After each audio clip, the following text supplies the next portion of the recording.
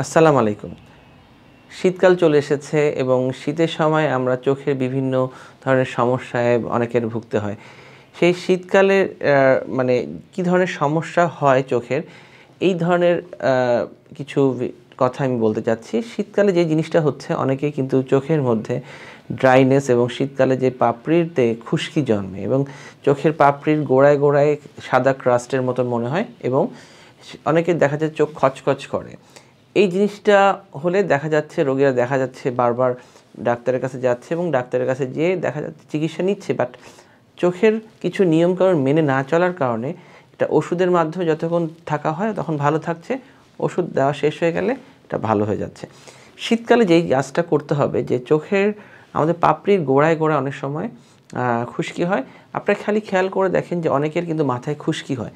মাথায় খুশকি হলে শীতকালে দেখা যাচ্ছে যে চোখের পাপড়ি গোড়ায় গোড়ায় গোড়ায় খুশকিগুলা, অনেক সময় পাপড়িতেও খুশকি হয়। এই খুশকিগুলোর থেকে মুক্ত করার জন্য আমরা যেটা করতে পারি, যে বাচ্চাদের বেবি শ্যাম্পু দিয়ে চোখের গোসলের সময় পাপড়িটা ভালো করে ওয়াশ করতে পারি এবং চোখের কিছু মলম আছে, কিছু অ্যান্টিবায়োটিক মলম আছে যেটা বাজারে পাওয়া যায়। সেই মলমগুলো রাতে ঘুমানোর আগে জাস্ট চোখের পাপড়ির গোড়ায় হালকা করে আমরা লাগাতে পারি, সো দ্যাট আমাদের এই চোখের ওই পাপড়ির গোড়াটা অনেকটা শুষ্কতা না তৈরি হয় এবং ড্রাইনেস না তৈরি হয়, যেন ক্রাস্ট তো তৈরি না হয়। তাহলে কি হবে যে আপনার এই ক্ষেত্রে আপনারা অনেকটাই কমফোর্টেবল ফিল করবেন। আরেকটা কাজ যেটা করতে পারেন, যে দিনে একবার একটা বাটির মধ্যে গরম পানি নিয়ে তুলা ভিজিয়ে চোখটাকে একটু গরম ছ্যাঁকা দিতে পারেন, যেটা সহ্য করার মতন। সেটাও করলে চোখের জায়গাটা একটু ওয়ার্ম থাকে এবং ওই জায়গাগুলো যেখানে খুশকি হওয়ার সম্ভাবনা থাকে সেই জায়গাগুলো অনেকটাই কমে যাচ্ছে। শীতকালে আরেকটা জিনিস হয়, যেটা অনেক সময় দেখা যাচ্ছে যে শীতকালে ধুলাবালি অনেক বেশি থাকে এবং ধুলাবালি বেশি থাকার কারণে যে জিনিসটা হয়, যে চোখে অ্যালার্জি যাদের সমস্যা আছে, এই অ্যালার্জি প্রবলেম হয়। যেমন শীতকালে দেখা যাচ্ছে যে অনেকে দেখা যাচ্ছে শীতকালে অনেক সময় সুন্দর সুন্দর ফুল টুল হচ্ছে, ফুলের যেই পাপড়ির যেই কিছু ডাস্ট, সেই ডাস্টগুলো বাতাসে এসে চোখে যাচ্ছে।